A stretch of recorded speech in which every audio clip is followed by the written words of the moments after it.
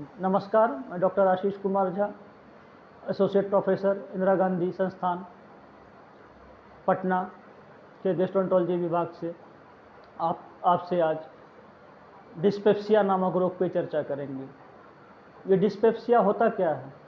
इसको सामान्य रोग में बहुत बार लोग बोलता है कि गैस की शिकायत है। खाना खाने के बाद पेट चढ़ जाता है, खाना खाने के बाद पेट भारी हो जाता है, खाना खाने के बाद पेट में उल्टी होने जैसा होता है, या फिर पेट के ऊपरी हिस्से में छाती के नीचे जलन होता रहता है, खास करके खाना खाने के बाद। ये जो खाना खाने के बाद पेट में जलन होता है या पेट भारीपन हो जाता है, इसको वैज्ञानिक तौर पे मेडिकल साइंस में डिस्पेप्सिया बोलते हैं। ये बहुत ही कॉमन डिजीज है, बहुत ही लोगों को होता है। अगर सर्वे करें तो हो सकता है कि हर 10 में से 1 से 2 लोग को इस तरह की शिकायत होती है। इसके कारण क्या होते हैं? इसके प्रमुख कारण जो होता है वो चाहे तो अगर कोई पुराना बीमारी हो, कोई दवाई चल रही हो, जैसे कि डायबिटीज़ की बीमारी, थायराइड की बीमारी या हार्ट का कोई दवाई चलता हो तो उससे हो सकता है, या फिर कोई नशा, जैसे कोई बहुत ज़्यादा बीड़ी तंबाकू गुटखा या जो भी नशे वाली चीज़ें करता हो उससे हो सकता है। और या फिर दिनचर्या खराब जो है, हमारा शरीर जो है वो इस हिसाब से बना हुआ है कि कम से कम 4 बार खाना चाहिए, खाली पेट नहीं रहना चाहिए।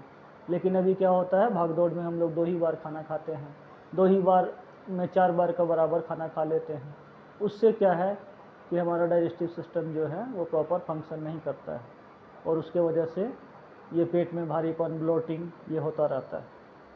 ये जो डिस्पेप्सिया है, अगर अचानक कोई महीने 2 महीने का होता है फिर ठीक हो जाता है तो ठीक है। अगर ये ठीक नहीं हो और लगातार बना हुआ रहता है, और ख़ास करके 50 साल से ज़्यादा की उम्र के लोगों में, तो तब थोड़ी चिंता का भी कारण हो सकता है, क्योंकि सामान्यतया ज़्यादातर लोगों में डिस्पेप्सिया का जांच पड़ताल में कुछ खास बड़ी बीमारी का नहीं निकलता है।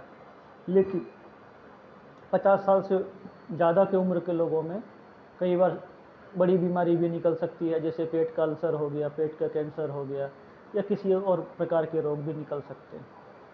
इसलिए अगर किसी को खाना खाने के बाद पेट भारीपन हो, जलन हो, तो सामान्यतः हम लोग गैस की दवाई खाते हैं, एंटासिड खाते हैं, या फिर डॉक्टर से पूछ के या बिना पूछे भी बहुत सारी ओमेज या ओमेप्राजोल या रविप्राजोल, इस तरह की कई सारी दवाइयाँ खाते हैं और उससे हमें लाभ भी होता है, फिर छोड़ देते हैं। अगर उससे लाभ हो रहा है, बीमारी नहीं बढ़ रहा है और आपकी उम्र ज़्यादा नहीं है, या साथ में वज़न नहीं घट रहा हो, या बार बार उल्टी नहीं हो रहा, उल्टी में खून नहीं आ रहा हो, या पेट में ज़ोर से दर्द नहीं हो रहा हो, अगर इस तरह का चीज़ें नहीं हैं, सिर्फ पेट भारीपन रहता है या सिर्फ गैस जैसा महसूस होता है, तो ऐसे सिचुएशन में तो आप गैस की दवाई खा के भी अब जो है काम चल सकता है, या दिनचर्या सुधारने से काम। लेकिन अगर इस तरह की चीज़ें, खास करके वज़न गिरना, बार बार उल्टी होना, खून का उल्टी होना, या फिर ज़ोर से पेट में दर्द होना, या फिर आपकी उम्र ज़्यादा है 50 साल से ज़्यादा, ऐसी सिचुएशन में डॉक्टर से ज़रूर संपर्क करना चाहिए, ताकि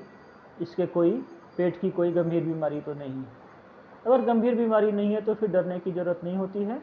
इससे बचाव के लिए हम लोग यही एडवाइस करते हैं कि कम से कम दिनचर्या को ठीक करना है। कैसे सुबह में आधे घंटे एक्सरसाइज संभव हो तो करना है, 4 से 5 बार खाना खाना है, तेल, घी, मिर्ची, मसाला, चाय, कॉफ़ी, कोका कोला, पिपरमिंट, पान, जर्दा, ये सब कम खाना है या नहीं खाना है।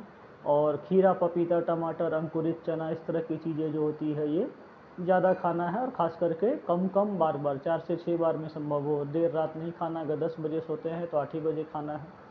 इस तरीके से आप दिनचर्या में सुधार करके आप इसको काफ़ी हद तक कंट्रोल कर सकते हैं। हाँ, अगर ये सब चीज़ करने के बावजूद भी सुधार नहीं हो तो पेट के विशेषज्ञ से अवश्य सलाह लेना चाहिए। धन्यवाद।